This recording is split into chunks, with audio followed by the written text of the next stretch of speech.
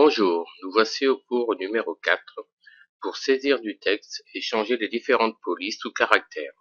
Donc là, je marque la formation libre en accès libre. Je saisis avec la lettre du clavier. Vous voyez qu'il y a une faute.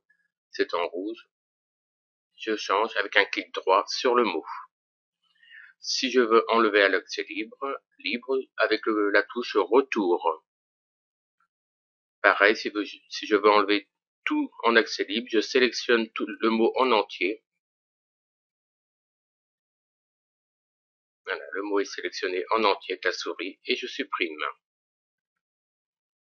Vous voyez, vous avez énormément de possibilités donc pour déjà supprimer un texte, soit en le sélectionnant, soit en le faisant mot à mot. Donc là, je corrige également les fautes avec un clic droit de ma souris.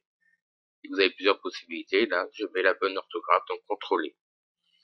Maintenant, je vais saisir un paragraphe.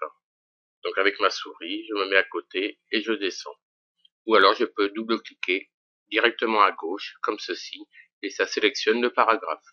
Maintenant, à vous de le mettre en gras, en italique, de le souligner, de changer la couleur, de changer la police. Vous faites entièrement ce que vous voulez donc avec ce logiciel Word 2007. Là, c'est pour diminuer le retrait, par exemple entre deux paragraphes, si vous voulez mettre un paragraphe plus en avant qu'un autre. Donc, vous voyez, là, je augmente le retrait, tout simplement. Ça, ce sont les puces. Donc là, il n'y a qu'un paragraphe, mais vous verrez après que avec deux paragraphes, vous avez deux puces. Là, je sélectionne donc les deux paragraphes et je vais mettre deux puces. Vous voyez qu'il y a deux puces, mais vous pouvez également changer l'aspect des puces. Vous voyez, donc mettre ceci ou cela pour agrémenter un peu votre texte.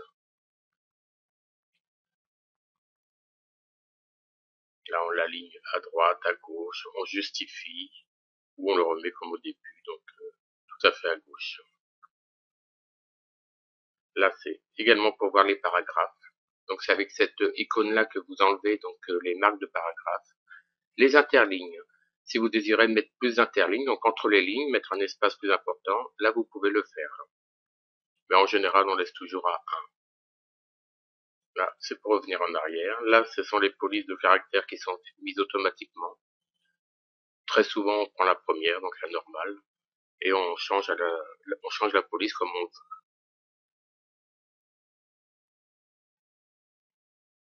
Donc là, je vais sélectionner tout le texte. Donc je fais avec la touche du clavier CTRL A et j'ai sélectionné tout mon texte. Je vais changer la couleur de tout le texte. Donc là, en rouge, vous voyez que tout le texte a été entièrement changé. Donc ça, c'est avec la touche CTRL, donc CTRL et la lettre A.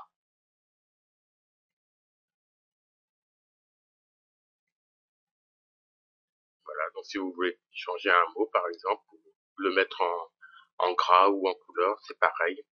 Soit vous cliquez à côté, soit vous dépassez, vous mettez à côté, vous dépassez avec votre souris sur le mot et le souligne. Donc là, j'ai surligné, j'ai carrément surligné donc le mot que je voulais mettre en évidence.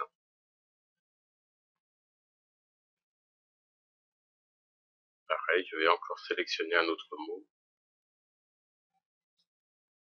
Voilà. Alors là, c'est pour souligner donc de mot à mot. Donc vous faites Shift, CTRL et avec les flèches droite ou gauche, là vous sélectionnez tous les mots, mot par mot.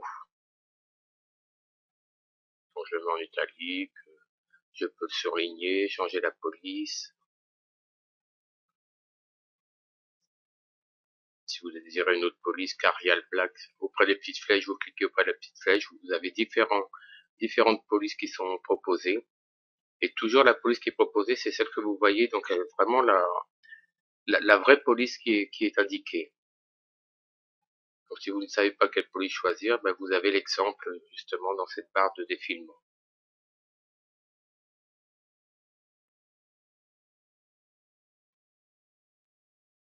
On va reprendre, voilà,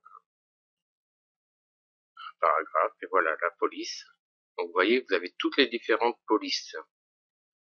Et vous avez l'exemple, donc c'est vraiment l'exemple indiqué que vous avez à côté.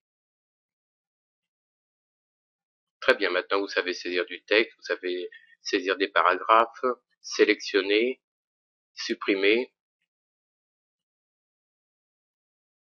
et également donc vous servir des touches du clavier comme CTRL A pour tout sélectionner.